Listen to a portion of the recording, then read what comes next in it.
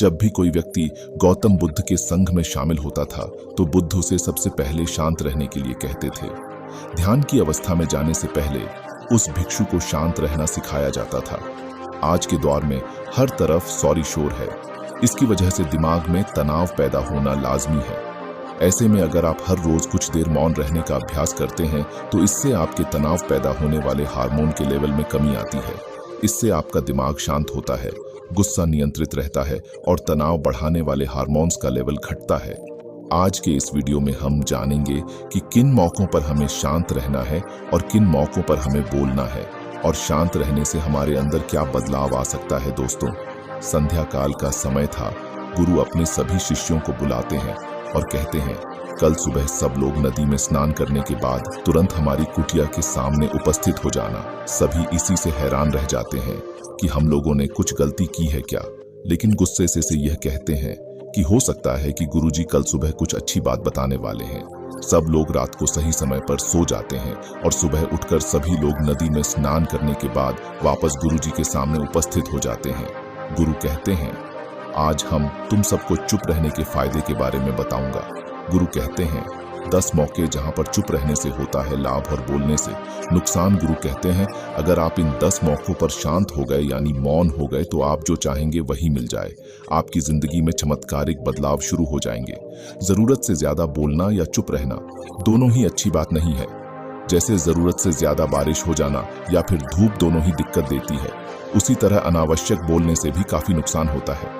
गुरु कहते हैं कि पहला ऐसा मौका जहां पर व्यक्ति को चुप रहना चाहिए, बिना तथ्य के ना बोले। गुरु ने कहा, अगर आपके पास कोई तथ्य नहीं है तो वहां चुप रहने में ही भलाई है। चुप बैठने से दिमाग में नई कोशिकाओं का निर्माण होता है और इससे ध्यान की वृद्धि होती है।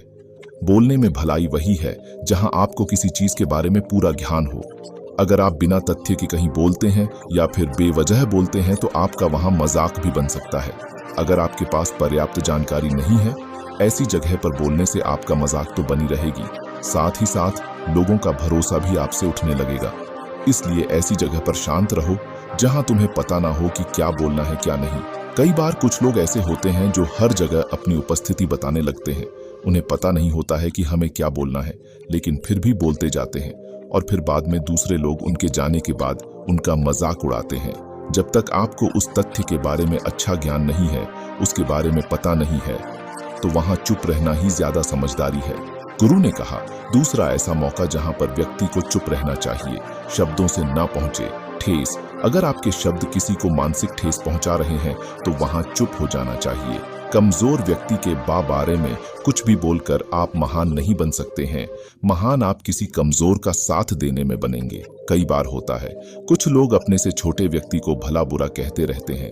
सामने वाला इंसान तो कद से आपसे छोटा है, वह आपको कुछ नहीं बोलेगा, लेकिन आप उसकी नजरों में गिरते चले जाएंगे। हो सकता है कि कल वह भी आपसे पद में बड़ा हो जाए। पद में आपसे जब वह बड़ा हो जाएगा तो आज जो रवैया आपका उसके साथ है, आने वाले समय में वह भी आपके साथ वही करेगा। आप किसी को नीचा दिखाकर बड़ा नहीं बन सकते हैं।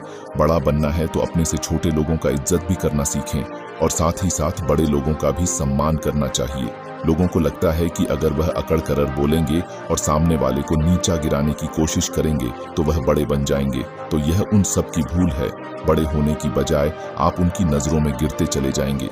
गुरु ने आगे कहा, इसलिए शिष्यों, तुम सब जब भी बोलना आदर भाव से बोलना ताकि तुम्हारी बात लोगों को अच्छी लगे।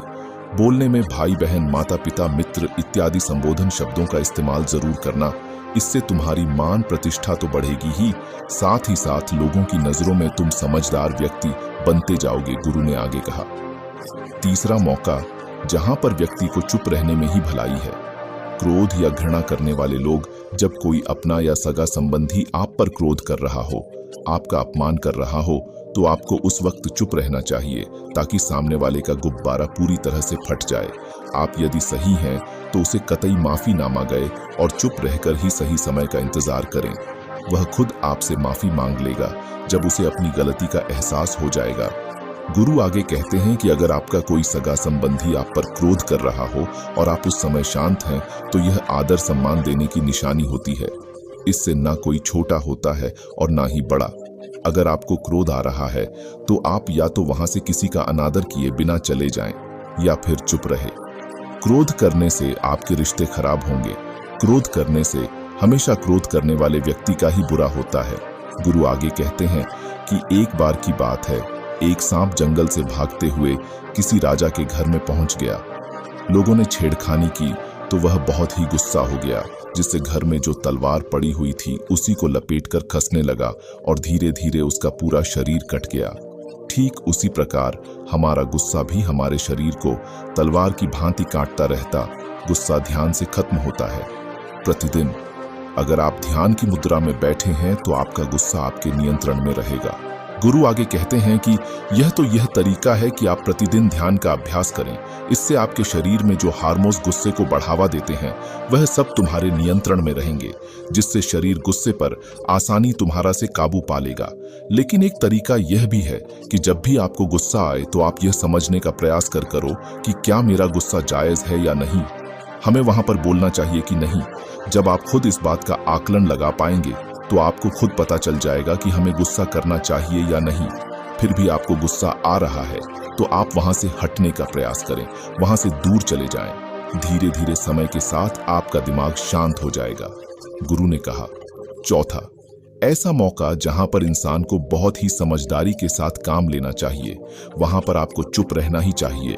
जहां पर उस मुद्दे से आपका कोई संबंध ना हो। अगर आपका किसी मुद्दे से कोई संबंध ना हो तो वहां आपका चुप रहना बनता है।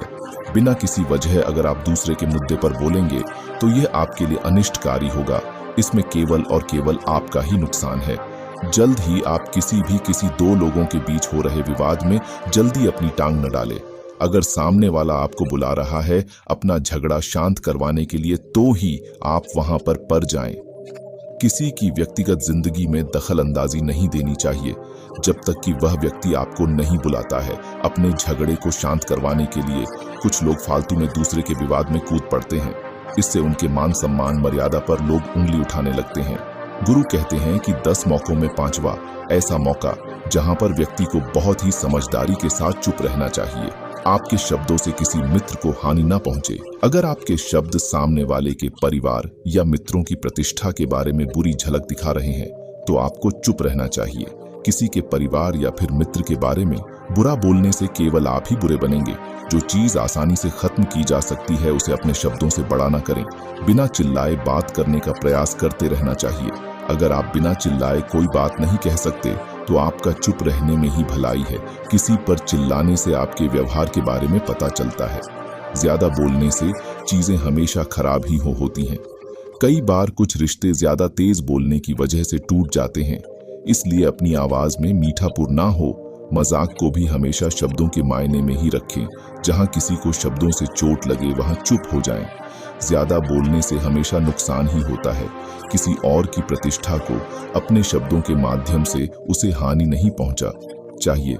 यदि आपके शब्दों से किसी और की प्रतिष्ठा को ठेस पहुंच रही है तो वहां आपको चुप हो जाना चाहिए। जब कोई व्यक्ति आपके सामने नहीं है तो आप उस व्यक्ति के बारे में बुरे शब्द किसी तीसरे व्यक्ति के सामने ना बोले। गुरु कहते हैं, छठा मौका जहां पर व्यक्ति को चुप रहना चाहिए, जब कोई कर रहा हो किसी की बुराई। जब कोई आदमी आपके सामने किसी तीसरे आदमी की बुराई कर रहा हो तब तुम्हें चुप रहकर बस सुनना चाहिए, अपनी व्यक्त नहीं करना चाहिए। क्योंकि जो आज आपके सामने किसी तीसरे की बुराई कर रहा है वह कल किसी और के सामने आपकी बुराई भी कर सकता है। यदि आपने कुछ कहा है तो नीति शास्त्र के अनुसार जो अपने मुंह को बंद रखता है और बुद्धि से काम करता है वही इंसान समझदार होता है। बिना जरूरत के बोलना, किसी के बारे में किसी के बीच में बोलना यह गलत बात है। कभी कभी हमारे लिए बुद्धिमानी इसी में होती है कि हमें अपना मुंह ऐसी जगह पर नहीं खोलना चाहिए। गुरु आगे कहे हैं कि 10 मौकों में 7वां ऐसा मौका जहां पर व्यक्ति को चुप रहना चाहिए। जब कोई नहीं समझे आपकी भावना, यदि आपको लग रहा है कि कोई व्यक्ति आपकी भावना, दुख या परेशानी को शब्दों में नहीं समझ रहा है, यदि आपको लग रहा है कि सामने वाला व्यक्ति आपकी भावना या दुख को या आपकी जो परेशानी है उसको वह समझ नहीं पा रहा है या समझने का प्रयास ही नहीं कर रहा है या वह आपको ध्यान से सुन ही नहीं पा रहा है, तो ऐसे व्यक्ति के सामने आप चुप ही रहे। क्योंकि ऐसे लोगों को आपकी भावना या दुख से कोई मतलब नहीं होता है। ऐसे लोगों को अपना राज बताकर आप पछताएंगे ही बाद में। इसलिए हर किसी को अपने मन की बात नहीं बतानी चाहिए। अगर आपको लग रहा है कि सामने वाला आपकी बात को नहीं समझ पा रहा है, आपकी भावनाओं को नहीं समझ पा रहा है, तो वहां पर आपको नहीं बोलना चाहिए, क्योंकि आज में आपका मजाक ही बन जाएगा। जब आपको लगने लगे कि सामने वाला आपकी भावनाओं को ठीक तरीके से समझ रहा है, आप जो कह रहे हैं वह ठीक से सुन रहा है, तभी आप उसे अपने बात कहे। गुरु कहते हैं कि 8वां मौका जहां पर आपको चुप रहना चाहिए। जब कोई इंसान अपना दुख व्यक्त करे, यदि कोई इंसान अपने दुख या परेशानी को आपको बता रहा है, तो इसका मतलब यह है कि वह आपको अपना समझ रहा है। ऐसे में तुरंत ही उसे समाधान बताने के बजाय चुप रहकर उसके दुख या समस्या को सुने। उसके दुख या समस्या को किसी और को ना बताएं। वह इसलिए नहीं बता रहा है कि उसकी समस्याओं का समाधान कर देंगे, बल्कि वह इसलिए भी बता रहा है कि सामने वाला उसकी बात को समझ रहा है। कई बार बताने से दुख कम हो जाते हैं। आपको अपना दुख इसलिए बता रहा होगा कि उसे लग रहा है कि आप उसकी बात को समझ रहे हैं। दुख बांटने से कम हो जाता है। इसलिए जब कोई व्यक्ति अपना दुख आपसे व्यक्त करे, तो आप चुप मारकर उसकी बात को बहुत ही ध्यान से सुने, ताकि उसके दुख कम हो जाए, उसके मन का बोझ हल्का हो जाए, क्योंकि उसके मन में जो भी बातें थी वह आपको सब बता दिया। गुरु आगे कहते हैं कि 10 जगहों में 9 ही ऐसी जगह जहां पर आपको चुप रहना चाहिए। जहां पर दुष्ट प्रकृति के लोग रह रहे हों और गाली गलौज कर रहे हों, तो आप वहां पर मत जाइए। ऐसी जगहों से आप चुपचाप निकल जाएं, अर्थात अपनी प्रतिक्रिया दिए बिना आप वहां से चले जाएं। क्योंकि जिसकी जुबान खराब होती है, जो दुष्ट प्रकृति के लोग होते हैं, उनको आप ऐसे समय में नहीं समझा सकते हैं। जब उनका दिमाग पूरी तरह से शांत हो जाए, तभी वह आपकी बात सुनेंगे। इसलिए जहां पर दुष्ट प्रकृति के लोगों आपकी की बात को ना मानते हो और ना ही सुनते हो, तो आपको वहां पर नहीं बोलना चाहिए। गुरु कहते हैं कि 10वां ऐसा मौका जहां पर आपको शांत हो जाना चाहिए। अपनी सफलता का राज हर किसी को ना बताएं। कई बार होता है कि कुछ लोग जो सफलता को बहुत ही जल्दी अर्जित कर लेते हैं, वे हर जगह अपनी सफलता का ढिंढोरा पीटने लगते हैं। ऐसे में क्या होता है कि कई लोग आपकी सफलता से खुश नहीं होते हैं। अगर आप अपनी सफलता का जबरदस्ती लोगों में ढिंढोरा पिटवा रहे हैं, तो लोगों की नकारात्मक ऊर्जा आपको प्रभावित कर सकती है। जब आप सफल होंगे, तो सबको पता चल जाएगा कि आप सफल हो गए हैं। ढिंढोरा पीटने से नुकसान आपका ही होगा। इतना कहकर गुरु ने कहा, शिष्यों, आज के लिए बस इतना ही। अगर तुम सब मेरी इन 10 बातों को अपने जीवन में अपना लेते हो, तो तुम सब काफी हद तक परेशानियों से बचे रहोगे। यहाँ से जाने के बाद मेरी ये बातें आपके जीवन किसी वरदान से कम साबित नहीं होंगी। दोस्तों, मुझे उम्मीद है इस वीडियो से आपको बहुत कुछ सीखने को मिला। अगर अपने हो तो हमसे जुड़ने के लिए इस चैनल को सब्सक्राइब करना मत भूलिए।